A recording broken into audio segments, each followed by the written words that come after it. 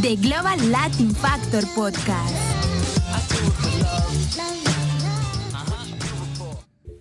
Welcome to another episode of the Global Latin Factor Podcast. The Global Latin Factor Podcast, where we talk about Latino everything. We're gonna work on that one. I'll have to get you on track. All right. DJ Vire in the house with me, help me with the podcast. So it's official, right?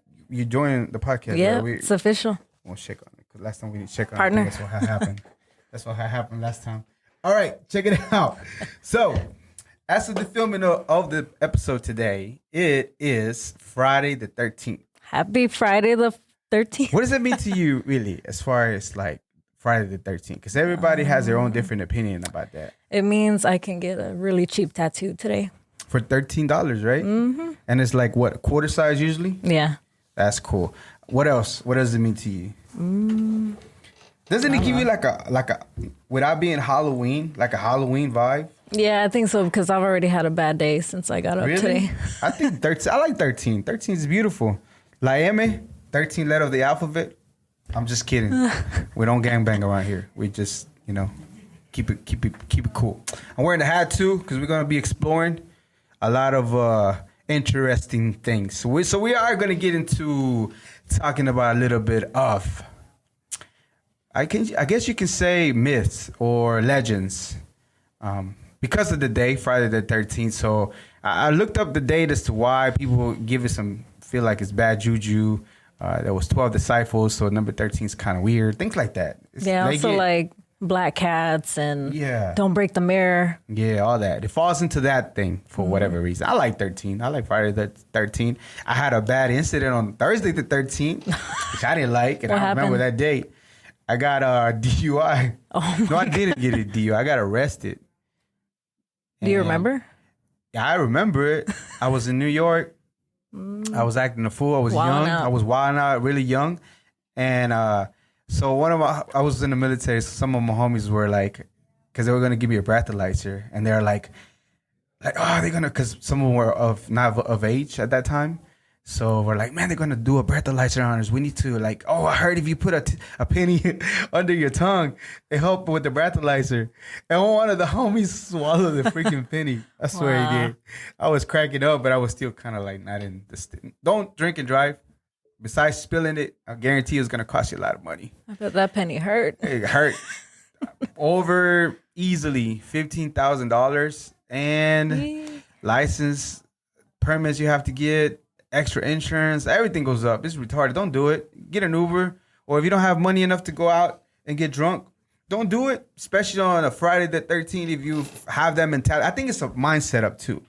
Like if you already got in your mind that Friday the 13th is like a juju thing, like a bad juju, then you're already gonna put it out there.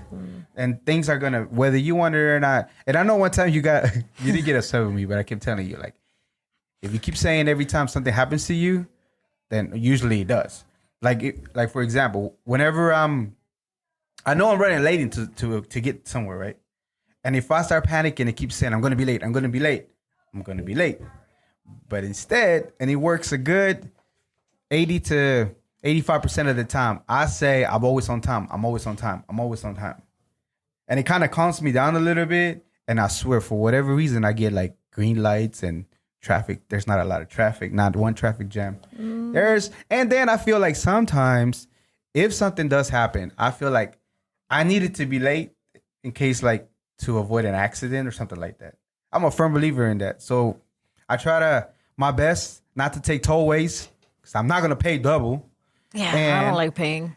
And I'm going to leave with enough time. But if so happen to be that I'm cutting it kind of close, I will always say that I'm always making it on time. I'm always on time.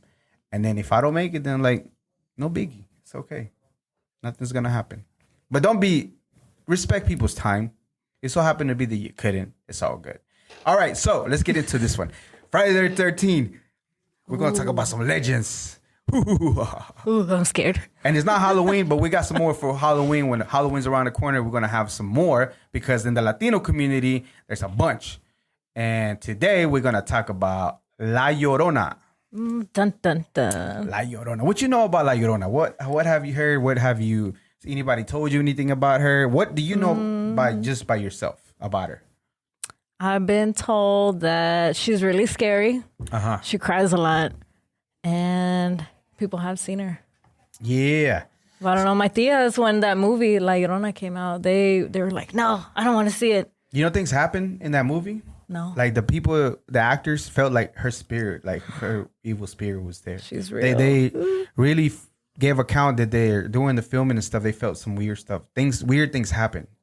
Oh, wow. That was not like, and this is like most likely, I don't know where they filmed it, but wherever it was, it felt like they gave their own testament. Said like something happened. Like there was some weird stuff that was happening. We couldn't explain. Oh, man. That's crazy, right? Okay, so La Llorona, as far as what you said, is exactly what I knew before I started looking into it. I know a little bit of what happened. Like they said, La Llorona is like this lady that cries, wears white, can't really see her face, and she drowned her kids, and she just, don't get around her. If you hear her cry, like run. Like run. Run for your life. Okay, so there's about different versions, right? And some of them go all the way back to like Greek mythology and stuff like that. That's how crazy it is, right? So I feel like La Llorona is kind of like a mix of, how like if different people, like if I tell you something and then you tell the same, like the what's it called? The saying, like, what is that test called? What is it called? Like the telephone. Is that the telephone test? Where I tell you something and then you tell the next person and then whatever that test is. And then before you know, you get a totally different story. Like the last person. Yeah. I think it's like that. I think it's like that. I think this story is like that. Like it started at one thing and then it became another. So first of all, the very first version that there's Xochitl, which was a indigenous person that married a rancher or a conquistador, and they had 2 kids. And the guy, because he was a conqueror, a rancher, back in the days they used to look at your status, right? If you were a conqueror, you got a little bit of money on you, and to be mixing with the indigenous people that are kind of seen like lower class people, then it's not a good look. So he began wandering off, and before you know it, he got himself into another entanglement, and he had another relationship with another woman. So Xochitl saw him, and out of rage, she drowned her kids, and then she drowned herself. Man. So here's my logical thought: is like, how can you drown yourself? You can't really. I don't know. I'll be like, you know what I mean? Like, I don't think that's what happened. Or like she threw him in the river. The kids wandered. Like the river took him, and then she threw herself in the river, and then the river took her too. And she couldn't get out. And and that's it. And supposedly, once she got to purgatory, then they asked her, "Where are your kids?" And she's like, I don't know. I don't know. I killed them. I'm like, okay, well, you can't make it through. You can't make it to, you can make it to heaven. You have to stay in purgatory. So you know what purgatory is, right? Yeah. Purgatory is in the middle. Like you ain't going to hell. You ain't going to heaven. You just stay. So my thing is the kids were already probably, because they got killed by her mom, I'm pretty sure some of those were already, I think that the kids were already there, and of course she murdered her kids. So how can she make it to heaven if she killed her kids? She drowned her kids, and then because of that, now she wanders. And it's the same story in a different setting. The same thing. There's a lady named Maria. Same thing. She married a wealthy guy.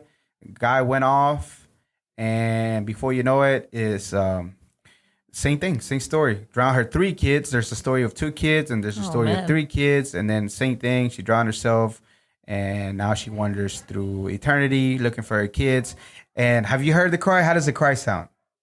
Like the Llorona cry. Have you ever heard it? No. How does it go? He goes, "I'm gonna do it." Oh, I can't do it. And I need you to do it because it got to be a female. So we're gonna try to. I'm not upset though. I'm fine. What do you mean? Oh, you're not upset. I know that, but we're just gonna act. We're doing this voice acting here right now. You can do because that. I got my certificate and I'm official. I'm Fishbowl. I'm a voiceover person. Thank you, Fishbowl. I'll let you do it because you seem like you really want to do it. No, so the cry goes like this, right? It goes, "Ay, mis hijos, ay," something like that. Try it. I need a higher pitch. I can't do it like you. Try it higher. All right, no. I believe in you. I know you do, but I want you to try it. Rock, paper, scissors. Ready? Here we go. Hey, she got me. Ay, mis hijos.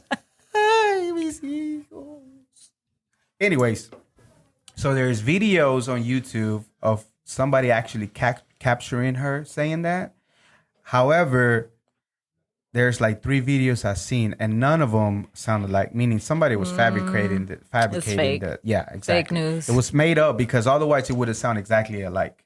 I know it would have, and it sounds horrible and it's scary. And I'm pretty sure if you really heard it in real life, like your freaking hairs in the back of your spine, like they say it does, that would happen like 100%. I guarantee it. If you ever heard it, I'm pretty sure it'd be like nothing you ever heard in your life. You kind of, sort of, like I'm kind of pretending, but it wouldn't be nothing like that. Like literally, it would be something so spooky that you'll feel it in your bones. You'd be like, oh yeah, this is real. Like yeah, probably not. And okay, so here's another one, and even more like a story that goes even further back, all the way to the Aztecs. There's a lot of stories.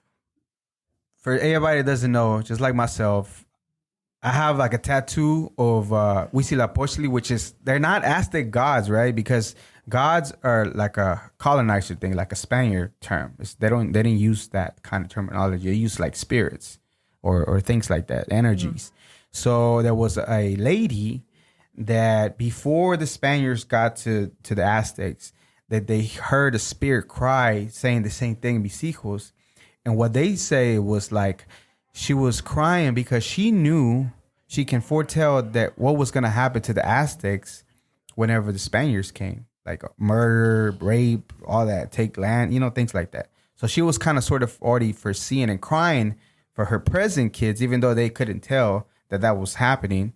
And that's crazy, right? Yeah. Because they did do them like the Aztecs, even though I understand, the way technically, sacrificing somebody might not be the ideal thing to do at that time, but they seem to be living in peace. And again, they didn't have God; they have like spirits and things like that. So, that's one of the other theories that they have out there.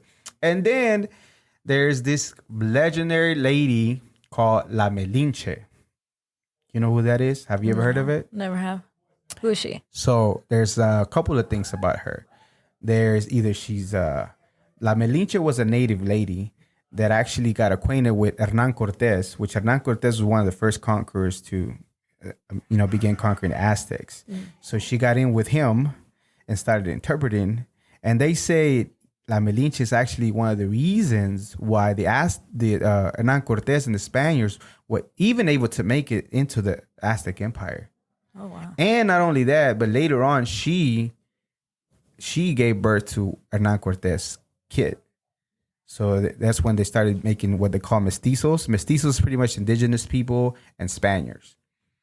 And jokes on her, though, because Hernan Cortez took his kid and sent him to Spain to study and stuff. Took away his kid. So he could be like, kind of like she was the one that was crying about her kid too, like a symbolism. Like, I can see that. But a lot of people see her as a traitor. La Malinche is like straight up traitor. Like, like she straight up told them where to find everything. And then. So she's a snitch. Pretty much like a traitor, straight up traitor. So that's sad. Dang. Because back in the days, the Aztec, Mexico, all that Mexico City and all that, they used to have gold. Like you can walk outside and like stumble on some gold. That's how much gold there was in Mexico. Where'd it go? To Spain. Let's go to Spain. They took it all back. Yeah, they took a lot of that gold back. And so I was telling, I think I did one of the episodes, I was talking about how I feel like sometimes like our ancestors, like genes or trauma sometimes like are within us. Because sometimes, one time I was talking to somebody here and like I started getting like upset of that the Spaniards took our gold. Like they didn't take my gold though. I was been generations ago, right? But I feel like they took our stuff. Like they owe me something. Like, F the Spaniards, whatever. I don't care. That's how I feel when I get my taxes taken. That's same. It's feeling. Messed up. Same feeling.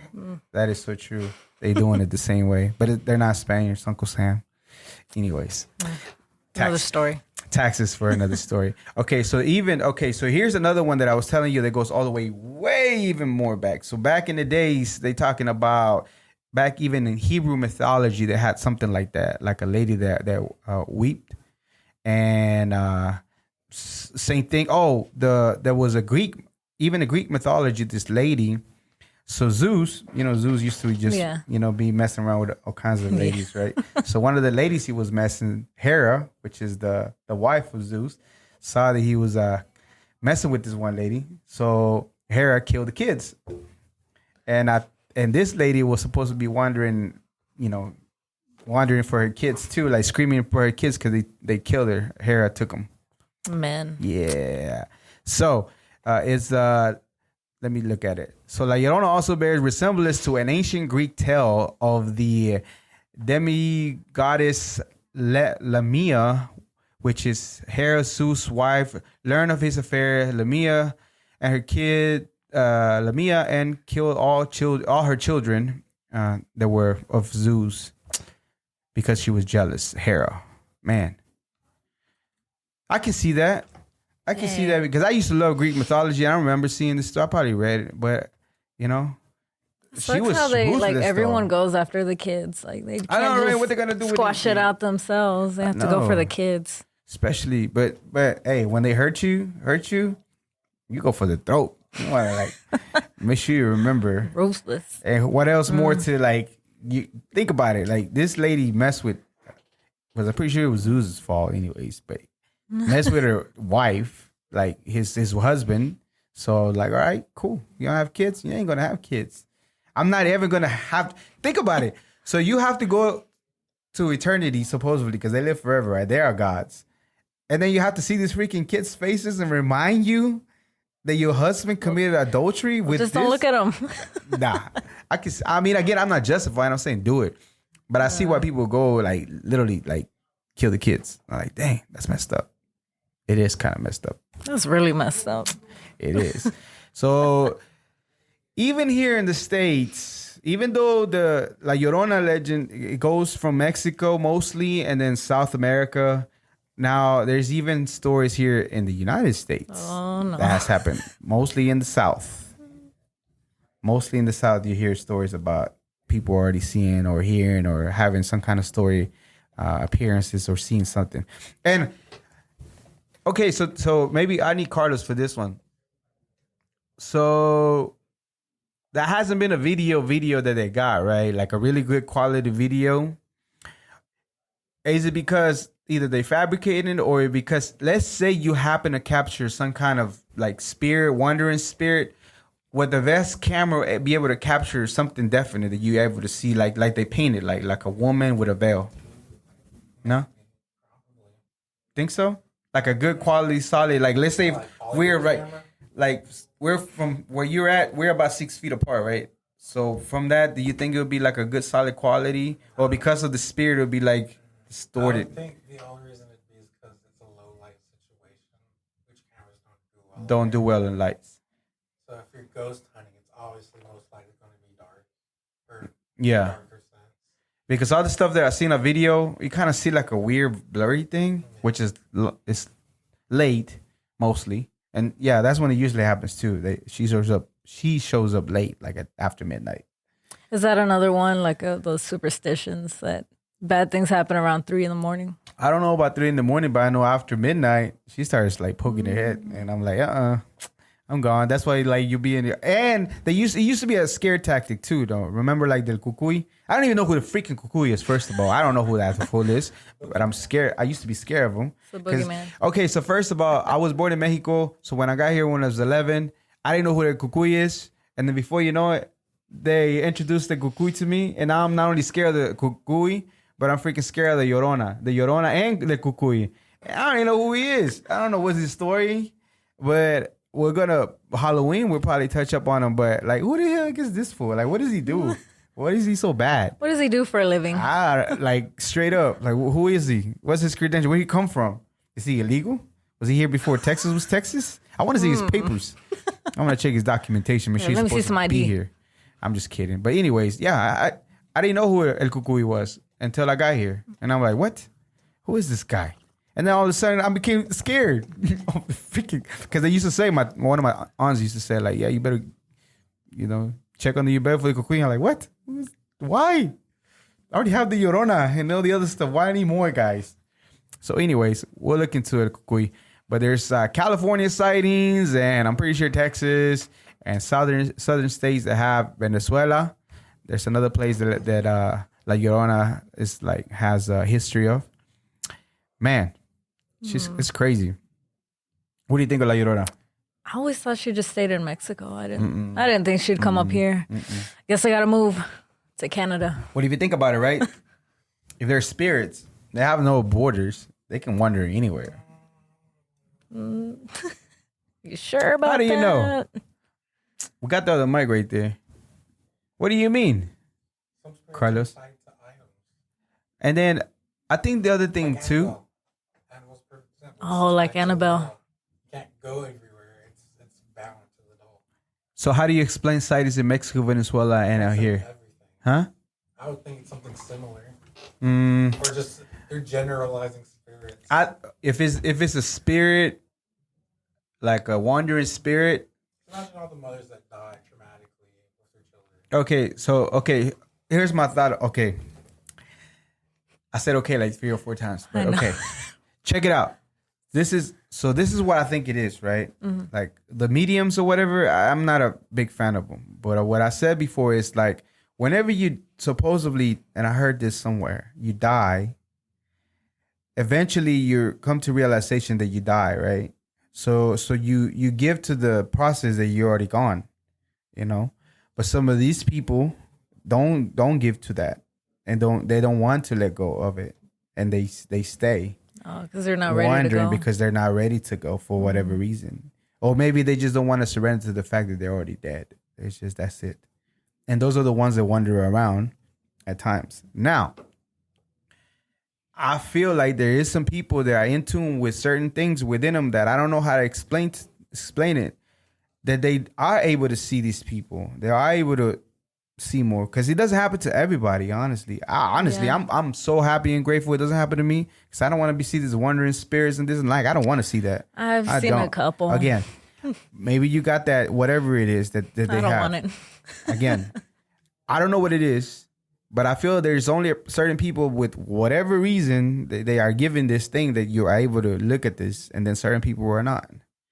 And then honestly, it's not that I don't want to. I'm cool with not like experienced it. I'm all right with it. It so happened to be, I don't know, like, you know, I seen some stuff, like being a war and everything. Like I seen some stuff, and I don't know how I would react besides pull my phone out and start filming, and hopefully I get a good one and go viral. So I don't have to so I don't have to work no more. But I feel that's what happens to these people or these spirits, and it's spirits. So technically, they don't have a boundary. So maybe they do stick around areas that they recognize. But how many people live in? Don't even go and wander around to another town or country. You know what I mean? A lot of people don't ever leave their own little neighborhood. Yeah. So that's another thing. Like they don't know that there's like within spirits, they're already so used to an area. So, but maybe like you're gonna start traveling. And supposedly she got her passport. One of the movie, supposedly she was like a hitchhiker or something like that. She got on a car like it's scary hitchhiker. Like no, hey, first thanks, of all, I'll walk. And another thing about hitchhikers, I'm sorry. I know you're walking around in the road and everything, but I just be the type that I wouldn't be. Like, I would just stay home. People. Yeah. Mm-mm. All right. So moving on to the next one. The next one. This time we are going to talk about another very, very scary individual. Ooh. El CATRIN. Did I sound like Batman for real? Walt Disney, if you need a voiceover, holla. I got my certificate ready to send it over. Shout out to Fishbowl. Board operator Jamie, you can't say I didn't say Fishbowl a few times already too. So make sure you relay the message that, you know. And I got my certificate. Oh, anyway, it's an insider joke. Sorry about that. We'll fill you in later. Okay, so El CATRIN. What do you know about El CATRIN besides the loteria? That's what I was going to say. Yeah. Got you. You're like, bingo, uno. That's all you know about El CATRIN? Yeah. He's in La Loteria. That's it. Okay, so here's another he dresses nice. So El Catrin was like a name that were given to the Spaniards for dressing really fancy, like a suit, like real dressed out, like Pachuco type, but not really. More back in the days, like real nice with the cane, with the suit, with the tail and everything, and that's what they call Catrines, right? So they give him like a nickname. The people did. Está bien Catrin. You should dress like that one day. The Catrin? Yeah. Halloween maybe. Hey, Halloween. We're Close gonna to dress Halloween, up. we're gonna dress up. Yeah. We're gonna dress up. It'll be a for Halloween. surprise. If something doesn't happen in my personal life outside of the podcast, yes, we'll dress up. I'll be La Llorona. Yeah, and I'll be the Catrin. Boom. Boom. Doing it. All right. So, El Catrin was a guy that dressed, again, that's just the nickname that they give him. It was really fancy guy. He fell in love with this one girl. And he used to travel a lot, but this girl was so beautiful to him. And he fell in love with her, and he started becoming really possessive, and she started not to like it. So even when he left, he became real jealous. So one time, it's pretty much the same story for him all over. Oh, there's a couple of different stories. The ending, mostly. So he came trying to propose to the girl, and the parents loved the guy. You know, he's well off. He had money. He dressed nice, going out in the world, doing his thing. So he came back trying to propose, even though the dad and the mom liked him so much. He said, "It's not up to us. It's up to her." Mm-hmm. And then she already seen all the red flags. She seen all the red flags. Is like, nope. And he said, "Okay, that's fine. Let's go outside and talk for a bit." And then went outside and talked for a bit, and guess what happened? Oh no. What did they talk about? He killed her. Híjole. He killed her. So the dad heard some noise, commotion, goes outside. He sees a puddle of blood, and she's dead. And dude Dang. took off. Now, back in the days, even from the little town that I am in Mexico, years ago, I don't think they do it anymore, but they be known to take justice up in their own hand. Meaning that if you're caught doing something like bad, then they don't wait for the cops to come. They just kill you right there too, you know? So it's obvious that he killed the girl. Yeah. The town got together, got him, and there's different stories that they beat him or they hung him. But they killed him. But they killed him too. Oh. Yeah. And now, because of that, his spirit wanders too. For the same reason. And then there's another reference that he's like kind of like is the devil. Well, he sounds like it. He sounds like it. It's like he's like another way or another form that the devil dresses sometimes. So funny story. Both of these guys, my family ran into. That's why I know I believe that they're real. Like. So your family saw I them? never ran into them. I don't want to. But I know my family has seen both. My dad, when he was younger, and I know he wouldn't lie to me, was with my grandma. And my dad said he tried to look at his face. Because they were like, so where we live, there's like we have to cross a bridge and there's like this, I don't know what, this big drop off, right? So we got to cross to get to our home. And there's water that passes like a little dam or whatever, like a bridge. Mm-hmm. And for whatever reason, this freaking area has always been known for something. So one time, I think they went to look for my grandpa, you know, because my grandpa liked to party. So they went to look for him, and they were coming back, my grandma, and go home. And it was my dad and my grandma. He was little. And then he said they saw this figure standing, like, you can, on your peripheral, you can see it. And he was standing right there. And my grandma's like, just keep walking. Don't look at him. And then my grandma was praying, and my dad was trying to, you know, like a little chiquito, like curious, trying to look at him. He said every time he tried to look, he'll turn his head away. He'll turn his head away so he won't see his face. So he couldn't ever see his face. And then there's another relative of mine. So La Llorona supposedly targets kids, takes their soul. That's the reason why she's scary. And that's the reason why the moms tell the kids, you better behave or La Llorona's going to get you, because it's kind of like a scare tactic, but at the same time, that's supposedly what she does, take your soul. And then not only does she targets kids, but she also targets men that committed infidelities for whatever reason. And drunks. And drunks. I don't know. I think most people that be drunk. I better They'd stop be drinking. like have more courage. And abusive parents supposedly too, and it's understandable. Well, she's kind of like a hypocrite. I'm just saying, Llorona. I'm just saying, just looking it from the outside. Don't come at me. This is what I see. She's gonna come for you. Because she killed her kids. She drowned her kids. Call her a hypocrite. And then now all of a sudden, like, she's targeting. And this is just something that somebody said. I don't know if it's true or not. But she supposedly people that abuse kids. So I'm like, okay, well, that's kind of weird. You kill your kids. That can't be true. Probably not. But I know. So my other relative, if I'm not mistaken, it was my one of my uncles or one of my grandpa too. That they followed this lady. They kept saying, "Come and follow her," and then he couldn't ever see her face, and they kept like going. And before you know it, something snapped, and before you know it, they were hanging from a cliff. Like, yeah. Whoa. Yeah. That's great too. And I believe him too. I believe him because there's no reason to lie. And because I just know it happened.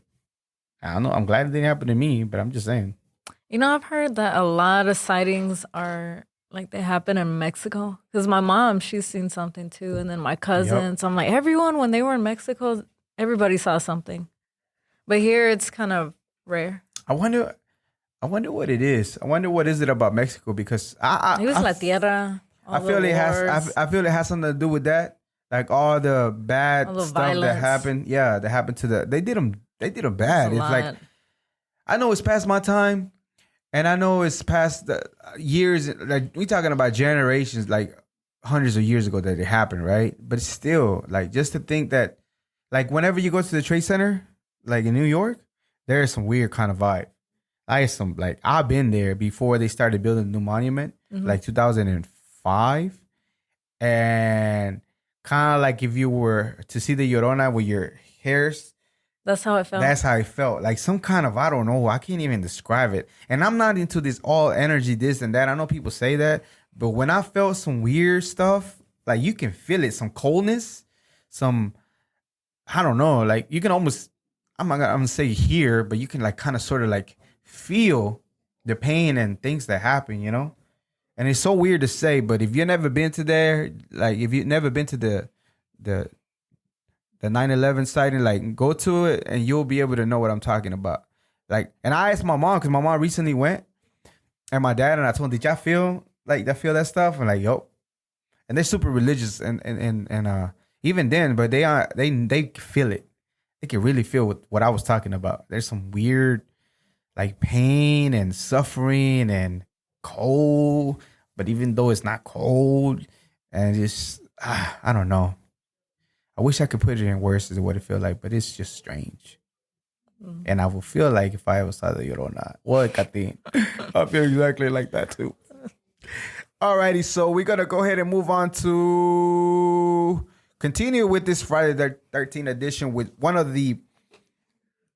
If there was ever one of the directors that you can see which one can really capture the Friday the 13th or has this type of movies, then it will be this guy right here. Have you ever heard of Guillermo del Toro? Have you ever heard of him before? Yes. Yeah? I love his movies. You love his movies. Yes. Which one do you love the most?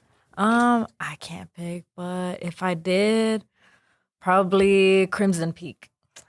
You know which one? I haven't seen. I've seen some of them, but I can't remember all. But the Labyrinth, what's it called? Pan's Labyrinth. That movie was so freaking good. Have you never seen this on Netflix? Man, check it out. It is like this dude really like captures like.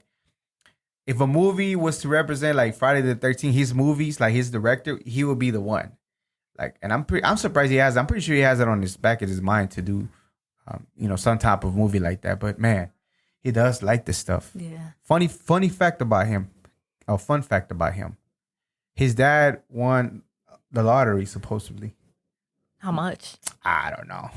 But his dad got kidnapped, and that's the reason why he fled Mexico too. All right, so let me go ahead and just give you the basics of him before we move on to start talking about him. So Guillermo del Toro Gomez, he was a Mexican, born in October 9, 1964. Again, Mexican filmmaker, actor, artist, makeup artist, and he best known for his Academy Award-winning fantastic film Pan's Labyrinth and The Shape of Water, which I haven't seen. And also winning an Oscar for Best Director and Best Picture for that. So it's a Mexican actor and director. That's so cool, you know? That's awesome. That's freaking awesome to know that there's a Mexicano out there that continue to do some amazing movies. And his style is like dark with some, like, first of all, he used to read all those kinds of books. But he just liked it. He liked all that. And he began one of the first ones to start doing like special effects type of makeup and stuff like that in Mexico. So that's how he got into doing all the makeup and things like that. So Nice. that's crazy. I haven't seen some of his movies. Which ones have you seen so far? I've seen The Book of Life, The Devil's Backbone. That was pretty. I heard that one was pretty good too. Just the pretty title good. itself. Yeah. Just by the title, right? Devil's Backbone. All right, what else? Let me think. The Hobbit film series. Yeah. Yeah. Yeah. His movies are good. Yeah, and you know what? Before I started looking into him, I didn't realize how many of the movies that we see every day he's been involved or his name's been mentioned, and like to be part or have conversations. I like the Hellboy series. He did both. The Hellboy series, I like those. I like Blade 2. Oh, That's yeah. another one. So we have Devil's Backbone, Hollywood 10 Poles. I don't know about that one. Mimic, Blade 2, Hellboy 1 and 2, Pacific Rim. I heard that one was good too. Crimson Peak. That's another one. And he worked with The Orphanage. That's another one. Don't Be Afraid of the Dark, 2010. And I think he had something to do with the Hobbit series. I don't know if he actually had something to do or he didn't, but he did. The Book of Life.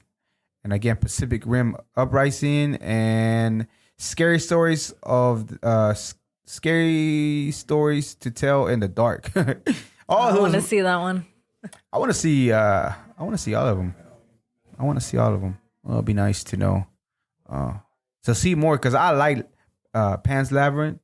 It's so freaking well put together. For whatever reason, he has he likes Spaniard history, like Civil War and things like that. I don't know why. He likes to go back to that era.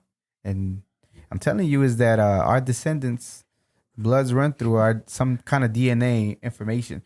So, as I was mentioning earlier, I feel like not only do we carry our ancestors' DNA somehow, like our pains and things, traumas and things like that, but certain other things like that, like I feel like those are the reasons why we get deja vu, like why we have deja vus, because it's like we talking about small little information, like DNA's information, right? So it's like little bitty things that come up, and all of a sudden, like one day, a neuron just pops up, and like, oh, and I'm like, I remember doing this, but not really. It was probably like your great grand cousin or something. I'm just saying. You don't think so? You think it's possible there are DNA is information, right? That's all it is, right? And it's one of the most perfect way to carry information over and over and over. So it doesn't wash off. It just gets passed on from generation to generation over. We talking about many years. I could see that because I get deja vu a lot. You do? I'm like, Of I feel like I've done this, but I know I haven't. like, do you feel like this time period or maybe somewhere else, like that you've done it? I think You know what I somewhere mean? else. I don't think we know enough about DNA, but another theory of mine is that our DNA, even the traumas and the history, some of those things really do exist within us still. And there's a reason why sometimes we're not able to. There's meditations that they take you back to do. It's not recession meditation, but it takes you back to your ancestors so we can cleanse some of the stuff off of them, like of traumas that they went through, like things like that. Does it work? I done it. I cried a couple times doing meditation like that because I don't know all of them. So you do is So real quickly. So what you do is you see your relatives up to you what you remember, and then every one other you just kind of sort of imagine, and you just kind of sort of let them know that it's okay, and you cover them with a white cloth within your head, and then you just keep advancing as far as you can. I cried one time doing that. I don't know why. I just, for whatever reason, one of them, it felt like they needed that. You know, they felt to be told that they're okay and it was over, and you know. Sounds weird, right? I sound like I'm part of Friday the 13th, but it works. I mean, I don't know if it worked, but I feel relieved. You know what I mean? So why doing certain things like that? Weight off your shoulder? Kind of like that. And you know what I mean? They kind of did something. Like I didn't, sometimes I'm not a true believer of certain things, but I'm like, oh, let me just try it. Sounds kind of logical for me. And I did it, and I've wear something like, I don't know, I've lived it. So do you go in with like an open mind when you do it? I do. I do a lot of meditating. You don't expect like not a lot of anything times, to happen? Nope. Sometimes things like that, I didn't expect that I was going to be crying and sobbing. I'd be out there with my... Yeah. I'm for real. And it happened. And I was like, okay, well. And then I've tried a couple of times, nothing happened. And then I tried, and it happened again. So, you know, just got to continue to do it. I really think like our ancestors' traumas and things like that within ourselves, like even, I don't know, within the cell or the DNA, you can, I don't know, I guess somehow communicate and let them know that it's not traumatic anymore, that they can move on from that. I sound like Friday the 13th. We have it so easy. We honestly do. We have first world problems. We really do. Do you think anybody out there that's trying to find a meal that haven't ate in 2 days are worried about Facebook posting or their vaccine or Twitter or Instagram, or that they're not getting paid much in their job, or that they haven't slept? They haven't eaten in a couple of days. Their only concern is to get some food in their bellies. That's it. We have first world problems mostly. We really do. We don't realize how good we have it. Yeah, now a lot of problems that I hear about are, oh, I saw this on Facebook. Oh, I saw this on Instagram. That's all. But is it a real problem though? Nope. Exactly. Compared to what it never ends. Compared to what the things that maybe some of our ancestors used to go through, you know? Like we talking about people that went through the Holocaust. We talking about even the Aztecs, that people they just murdered them. They didn't give them an option. They just killed them. Or some illness that they pass on to them. We talking about like even the indigenous people here in the Americas, same thing. Yeah, you know how many millions they killed? A lot. The Trail of Tears. So we have it so easy. It's not even funny that I know what you're saying. Don't get me wrong. Yeah. But at the same time, compared to everything else that's going around, we really have it really made, you know? We have hardly ever do we have to worry about putting food in our belly. Hardly ever do we have to have having shelter. You know, we have vehicles, your own vehicle. Now vehicles that drive themselves. Vehicles that drive themselves.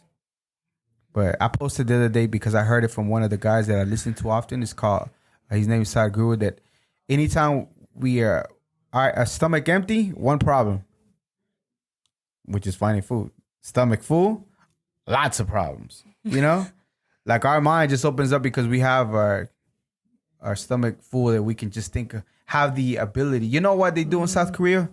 Or which is the one that's with the dictator? South Korea or North Korea? Is it North Korea? I keep saying South. My bad. South Korea. My apologies. North Korea, right? You know what the dictator dude does to him? He keeps him hungry. Because if you keep him hungry, you can't have him think more than just trying to get a meal. You know? Wow. That's a strategy. That's done on purpose for the same reason. That's cruel, right? And that's happening right really now. Cruel. That's happening like literally right at this moment. People in North Korea are going hungry. Kids are eating rats and things like that for the same reason. I swear, for the same reason. There's a Joe Rogan podcast with this lady that interviewed this escape, but I guarantee you to this day it still has not gone away.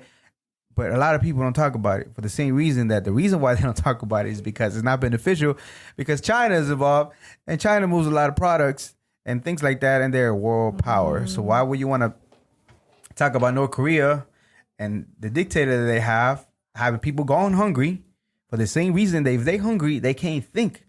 You can't think about being great or exceeding or succeeding or going anywhere else if you're hungry, you know? You're just worried about eating, literally. And that's it. And it keeps them often hungry for the same reason. We have it easy. That dude tells them when to get up, where to go to work, like straight up. Just like a dictator. Like, and if he walks into, the lady was saying on the interview that if he walks into if your house is burning, the dictator's picture, you better run with it out, because if he gets burned, you're probably gonna get killed or go to jail. If serious? they go to houses to do inspections, if they find a speck of dust in his picture, they'll either beat you or put you in jail. They do that? Yes, 100%. Things like that. And it happening right freaking now. Man, I had and no we idea. complain about some. I'm not saying you, in general, myself included. I was complaining earlier about something. Like, it's stupid. Like, that's why I laugh. Like, if it happens, well, it's not a big deal, because compared to everything that everybody goes through as far as suffering, man, I have it easy. I have it so easy, not even funny. All right. Moving on from this traumatic, and I think it's all within the theme of Friday the 13th. We have it. All right, so tell me where he went to school at. He went to school.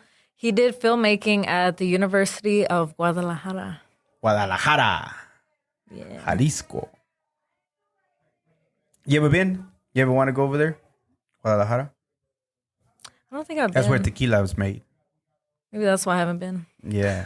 Don't go. They have tours, supposedly, in Guadalajara, where they take you around and they get you. Do they give samples? They get you samples of the real stuff too, not all this stuff. One of these days, I'm gonna talk about tequila and the tequila problem that we have. Not only the consumption that we have as far as Latinos, but what are they doing to the tequila industry?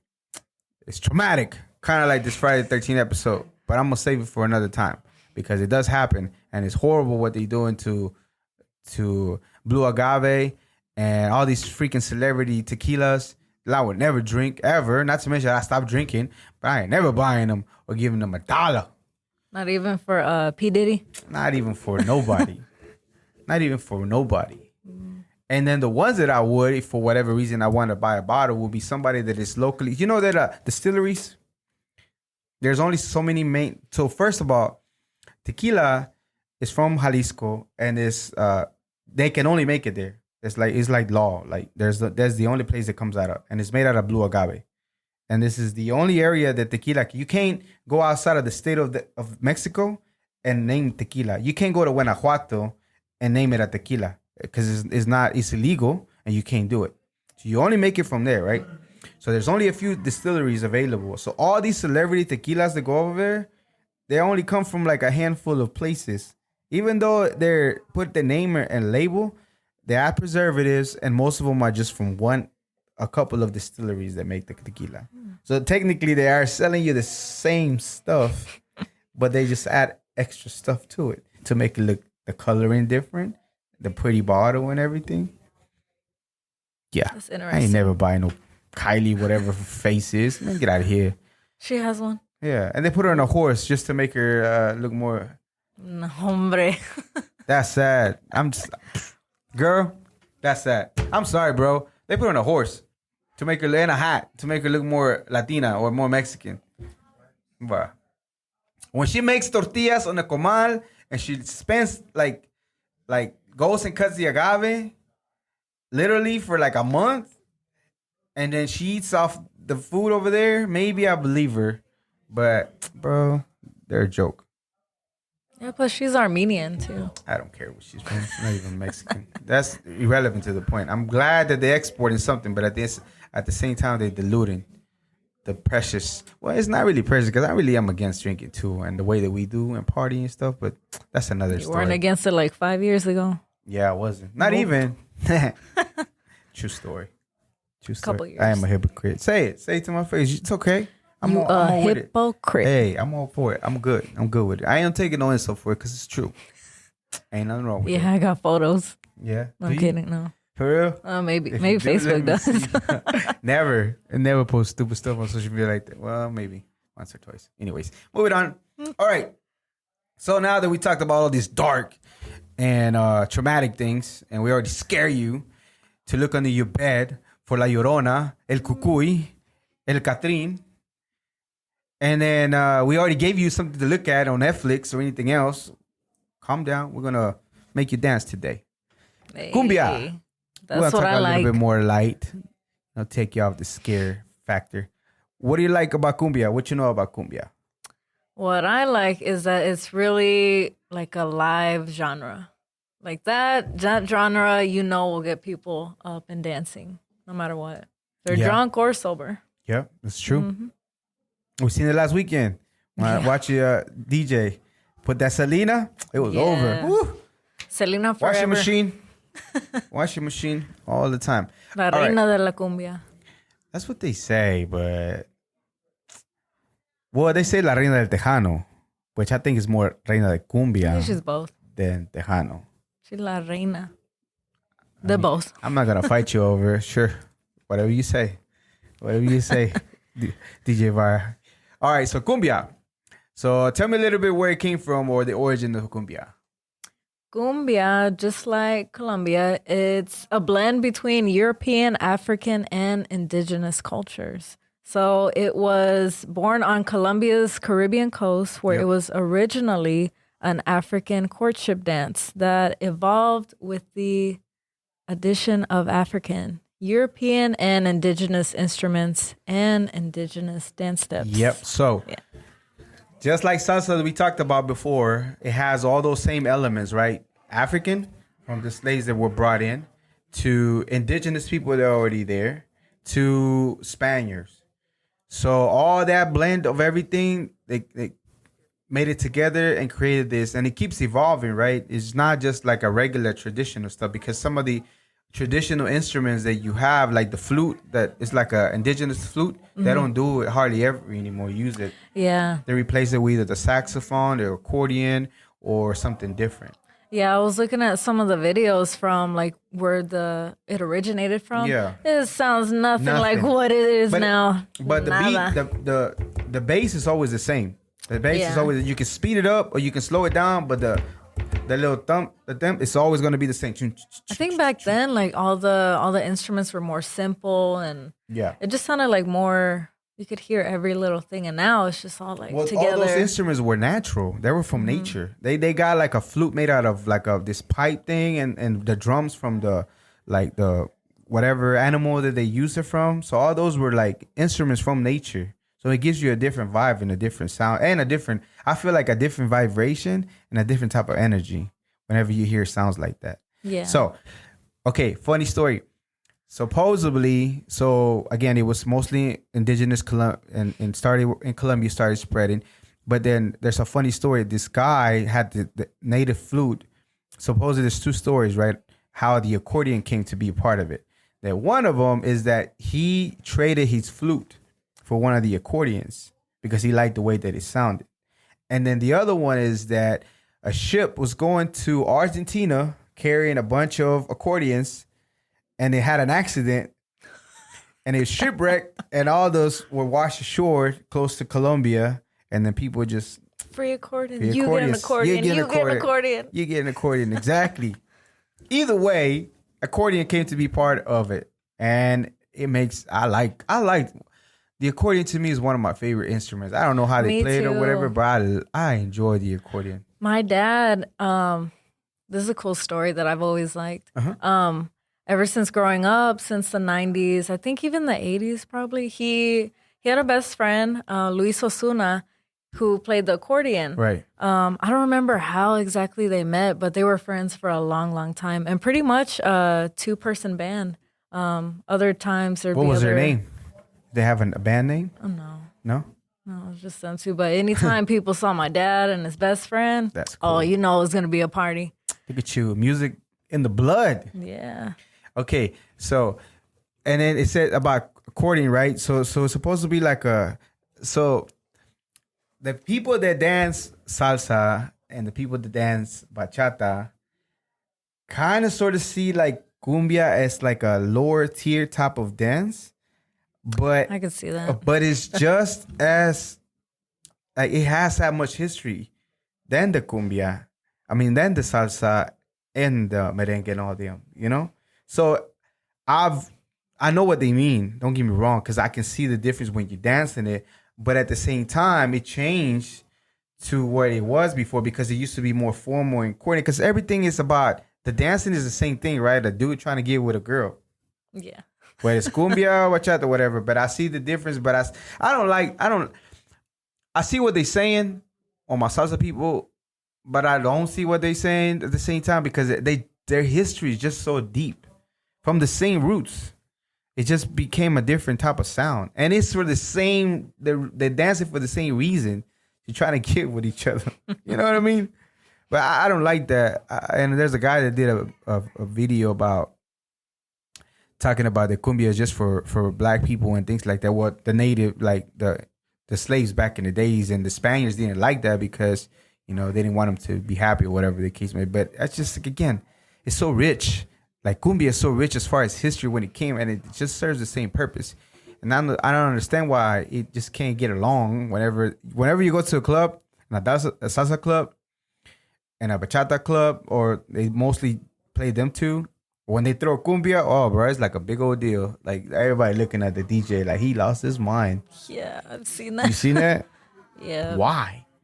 It's so much rich. I It's understand just like two that different. But one of them, like for me, cumbia.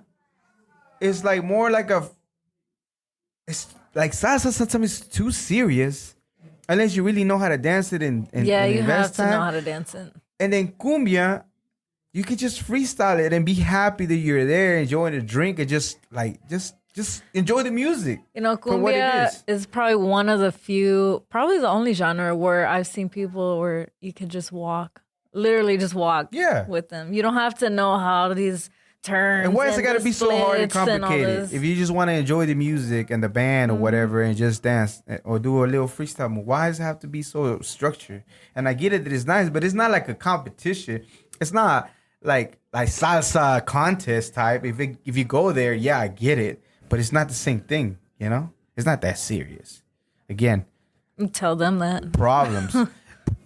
First world problems. Worrying about playing salsa. Be like, you like salsa? You like cumbia? Playing cumbia in a place that they play I'm salsa. bachata only. Yeah, exactly. and then that's another one I'm gonna do that one of these days too because I like bachata. But the origin is almost the same thing. I almost guarantee it's gonna be almost similar to this. The same elements. African, whether you want it or not, however you want to call it, same thing for salsa. And European, because they brought some of the instruments. In fact, Europeans, they say they're the ones that actually added the lyrics. They contributed to that because it used to be just playing instruments and kind of, just freestyled it. But they added the lyrics. And then, of course, you have your indigenous type of vibe, too, with it. It's all the same three elements. For salsa, it's been the same thing we talked about before. It's almost the same thing. If you haven't seen the episode about salsa, go check it out. It's like I'm repeating myself, but with cumbia, because it's almost the same exact thing. It's crazy, right? Yeah. So it's been more. Now you have your vallenatos, and now you have your more like tecno cumbia type. Now you have your, what was the other kind? Sonidero. Oh, you have so many other kinds of. So it's not going away. Like cumbia is not going away. No matter how you discourage, don't like it, do that. Yeah, it's still kind of like old school. Yeah. And then, okay, not only that, but you have your old school cats that like Sonora Dinamita and things like that that give the stink eye to the more like the Gavilan type. They just doing all these stupid moves. Well, not stupid, but just the way to express yourself in the dance floor. Do what you want. Like, I don't see nothing wrong with it. But again, people are just weird. We're so fucking, excuse the language, we're so freaking strange. Cut this part, but we are so freaking strange. I've been on one today. I've been cussing a lot, but I don't know why. We're gonna bleep We're you so out. freaking strange that we are like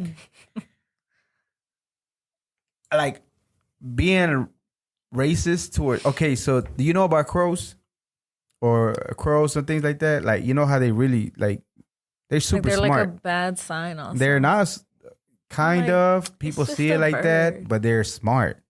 They're beyond smart. Oh, Do you really? know that if you try to throw a rock at him, of one of them, he'll forever remember your face? No. Look it up. Google it. I'll be right back. Yep. I'm gonna go try that real quick.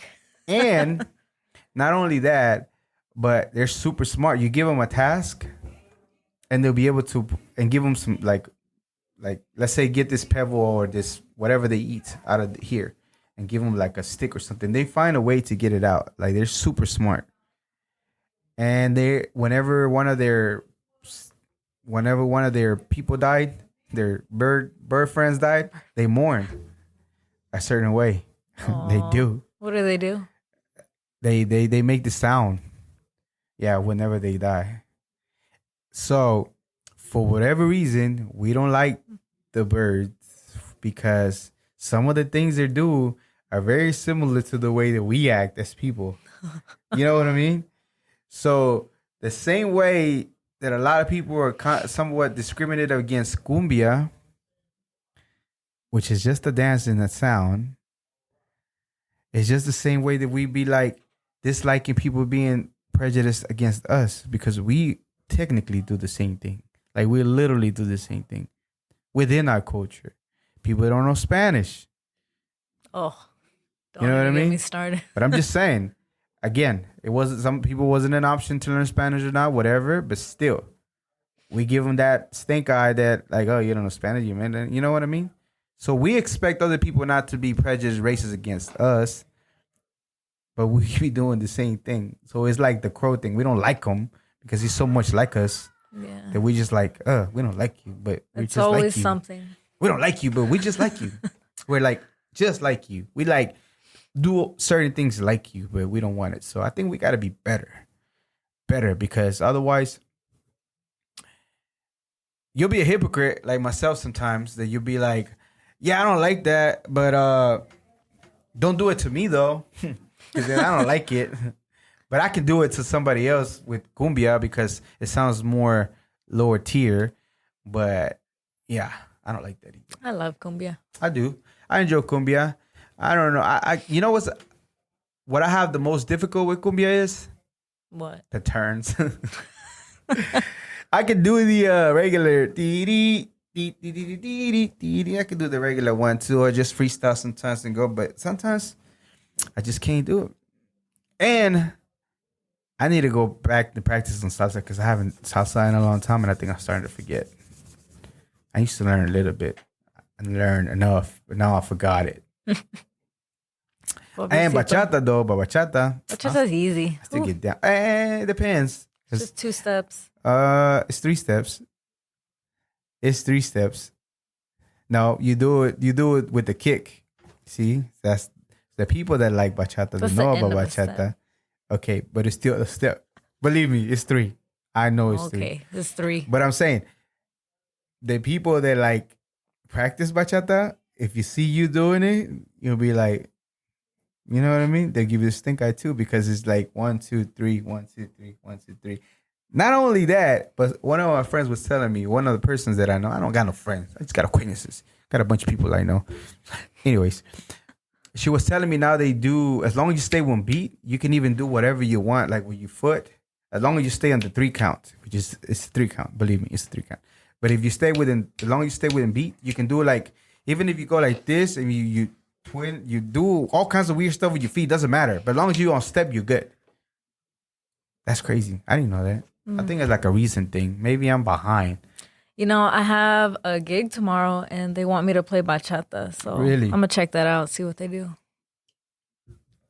So they want you to play just straight up bachata? Mostly? A lot of bachata. A lot of bachata? Yeah. Okay, check out their steps. Watch. If they know, they'll do the 3 steps I'm only. sure they know because they love bachata. If they, not saying that you don't know, but if you do that 1, 2 with the little kick, that's like not the ideal one. But if they start doing all the weird stuff and they still on step, they're on like another level of bachata. I'm telling you. Can't wait to see. Trust me, I don't lie. I always tell the truth. You don't want to lie. Your nose grew a little bit. No, I did not. Okay. Anything else? Any final thoughts regarding anything that we talked about. La Llorona, El CATRIN, El Guillermo del Toro. What movie you gonna watch next for him? Mama. Let's support it. Mama? Yeah. All I right. love being scared. And what about cumbia? Anything in cumbia? Just gonna keep playing it every gig. That's one thing I always do. Right? Yeah. It never fails. They love it. I mix it with like hip hop and Wapango too. yeah. Wapango. Well, it depends on what area. And then there's different wapangos for what areas of Mexico there is. There's Tierra Caliente wapango, which is not the same thing as regular wapango. Believe me. Oh, it's not? It's not. And the people What's will the tell you. difference? It sounds more like the wapango that people enjoy is more like electronic than the one that the people from Tierra Caliente dance, which is specific. Like a more like a not native, I could say, but more like a regional sound, kind of. Like, is it like more clean Not really. or clear? I guess not necessarily clear, but more simple. And it's not so much, again, not so much electronic sounds. More of like So you use like more tambor. natural sounds? Yeah, I think Okay. so. And it's, believe me, the Tierra Caliente people would know, and they know the artists. And I heard it before. They told some of us when I was with the DJ. I'm like, what? Who are these people? And I swear he had to look it up because he knew some, but he didn't know all of them. But they have some strange, like different type of artists compared to like regular wapango, which is not the same from Tierra Caliente. I guarantee you it's not. All right. So that's pretty much all we have. You said any final thoughts? I'm just going to stay out of La Llorona's way. Definitely. For real. What about, what can they find you at? Social media? They can find me on Instagram, DJ_Vira, or Facebook, DJ All right. Vira. Only have those two. Make sure you go like the Global Land Factor podcast. You can also go to the website and check it out. And I think I'm going to send my website also to Fishbowl so they can plug us in so we can all enjoy the love. And yeah, that's that. All right. So again, we are just like you. We're just people. We're just the spice in this global melting pot that it is the world. We'll see you next time. Adios. Todos en este